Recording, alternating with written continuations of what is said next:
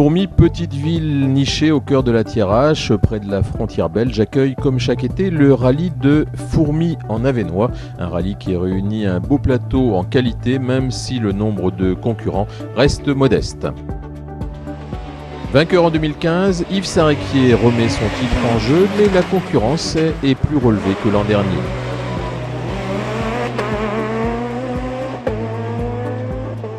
L'année dernière, ça s'était plutôt bien passé et là, on a fait ce qu'il fallait, on a bien préparé le rallye. On espère. Il y a un peu plus de concurrence que l'année passée, donc ça va être un peu plus dur, je pense. José Barbara est là avec sa DS3 R5. Les spéciales, ils sont rapides ici, c'est typique du Nord, je pense, c'est comme ça, je pense. C'est rapide, très rapide. Jérémy Dapoigny aussi avec sa 208 R5, il sera en mode découverte des routes de l'Avesnois. On espère être très vite ici. On est surtout là ici pour quelqu'un qu'on a perdu cette semaine, Brune. Donc très belle. On pense beaucoup à elle et on fera tout ce qu'il y a à faire pour être le plus vite possible, rien que pour elle. Teddy Blangarin est confiant, la fiabilité de son escorte Cosforce devrait être un atout sur ce terrain. Et Eddie Berthelot espère lui tirer tout le bénéfice de sa Mitsubishi R4, alors que le local Sylvain Foutret fera tout pour rééditer son exploit de l'année dernière, avec cette fois l'objectif de monter sur la plus haute marche du podium. Cette année, le plateau est beaucoup plus important que l'année dernière. Il y a quand même pas mal de belles voitures, 2 R5, 2 R4, et puis des pilotes qui vont quand même vite. Départ dimanche matin pour le S1. Teddy Blangarin confirme le potentiel de son escorte en réalisant le meilleur temps. Malheureusement, dans le S2, il quitte la route à basse vitesse. L'escorte ne peut sortir du fossé, sa course s'arrêtera là. Sylvain Foutret réédite ses performances de 2015. Il est en tête après la première boucle avec une petite avance d'1 seconde 2 sur Eddie Berthelot. Olivier Beau est 3e avec sa petite Clio F214.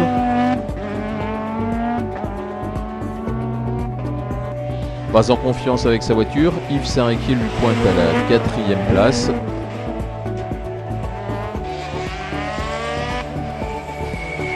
José Barbara est 5e. Son adversaire en R5 est loin. Jérémy Dapoigny est en difficulté sur les routes glissantes de l'Avesnois. Fidèle à son habitude, Anthony Dujardin avec sa Clio Ragnotier FN3 est dans le top 10 avec une belle 10e place. Stéphane Rousseau, qui a ressorti son antique 306 pour son premier rallye de l'année, figure à une prometteuse 11e place.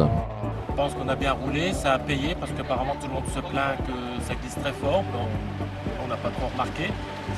Et voilà, donc je pense qu'on va notre petite avance sur le deuxième d'1 seconde 6. Il va falloir la maintenir dans la deuxième boucle, ça va pas être évident. Sylvain Foutret est toujours en tête à la fin de la deuxième boucle. Il aligne les mêmes temps dans les dernières ES, mais cela ne sera pas suffisant.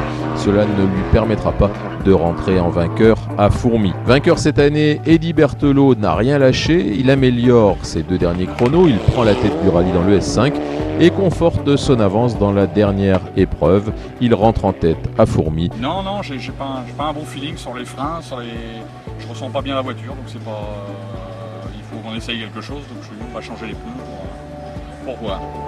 Déçu par sa 3e place, Yves Saint-Réquier s'est bien défendu face à Olivier Beau, très à l'aise sur les petites routes de la région. Ça va un peu vite dans la deuxième, faut connaître pour aller vite. Bon, on n'a pas bien roulé dans la deuxième. Bon, mais c'est pas fini, il reste encore 4 spéciales. José Barbara est content malgré tout de sa 5e place. Son adversaire en R5 est loin derrière. Jérémy Dapoigny finit à la 22e place, mais sa fin de course a démontré son potentiel avec 2 beaux 3e chronos en spécial. James Gallou et sa Mitsubishi Evo 5 Gruppa terminent le rallye à la 6e place du classement général. 7e, Stéphane Parisi réalise une belle performance. Derrière lui, en 8e position, Samuel Varroquier remporte une victoire de classe en F2-13. Une victoire de bon augure après tous les déboires qu'il a subis. Anthony Dujardin, toujours aussi régulier, finit à la 9e place. Il remporte par la même occasion la classe FN3.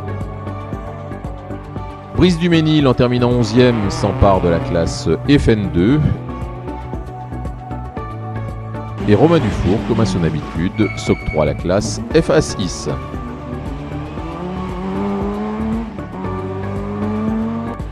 Olivier Delattre, qui s'essaie à la 208, remporte avec bonheur la catégorie R2. Emmanuel Jopitre, sur son original Honda Civic, prend la classe R3. Fabien Stankiewicz a la classe F212. Alexandre Pinto et sa Peugeot 106 la FA5K. Et Franck Dubois la FN1.